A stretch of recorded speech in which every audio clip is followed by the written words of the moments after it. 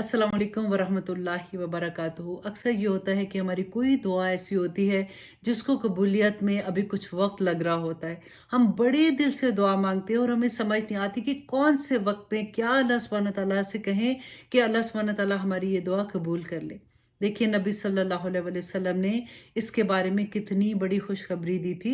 सही बुखारी की हदीस 1154 में रसूलुल्लाह सल्लल्लाहु अलैहि वसल्लम ने फरमाया कि जो शख्स रात को बेदार होकर ये दुआ पढ़ता है कि ला इलाहा इल्लल्लाह वहदहु ला शरीका ला लहुल मुल्क व लहुल हम्द व हुवा अला कुल्ली शैइन कदीर। ये चौथे कलमे का एक पार्ट है, आप इसको चौथे कलमे में भी देख सकते हैं। और इसके अलावा सुबहानल्लाहि वल्हम्दुलिल्लाह वला इलाहा इल्लल्लाहु वल्लाहु अकबर वला हौला वला कुव्वता इल्ला बिल्लाह ये पढ़ लेता है और फिर ये पढ़े कि अल्लाहुम्मा मगफिरली, तो जो दुआ वो मांगेगा अल्लाह सुब्हानहू तआला उसको कबूल करेंगे।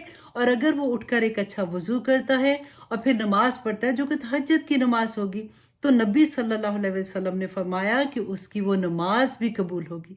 अब देखिए हम कितनी दुआएं हमारी ऐसी होती हैं जिनके लिए हम तड़प रहे होते हैं कि या रब्बुल आलमीन ये हमारी दुआएं कबूल कर ले। तो अब आपको इस बात का अंदाजा हो गया होगा कि हमने किस वक्त कौन सी दुआ मांगनी है, क्योंकि कबूलियत का वक्त होता है और नबी सल्लल्लाहु अलैहि वसल्लम का वादा तो सच्चा वादा है। इसलिए कभी भी रात को जब आपकी आंख खुलती है तो ये कलमात जरूर अदा कर लें और अल्लाह सुब्हानहू तआला से दुआ करें। नबी सल्लल्लाहु अलैहि वसल्लम का वादा है कि वो दुआ कबूल होगी। और अगर हो सकता है तो फिर तहज्जुद के लिए भी उठ जाए, क्योंकि वो तो कबूलियत का वक्त है जिसमें अल्लाह सुब्हानहू तआला आसमान दुनिया पे आके पुकारते हैं कि है कोई मांगने वाला जिसको मैं अता करूं।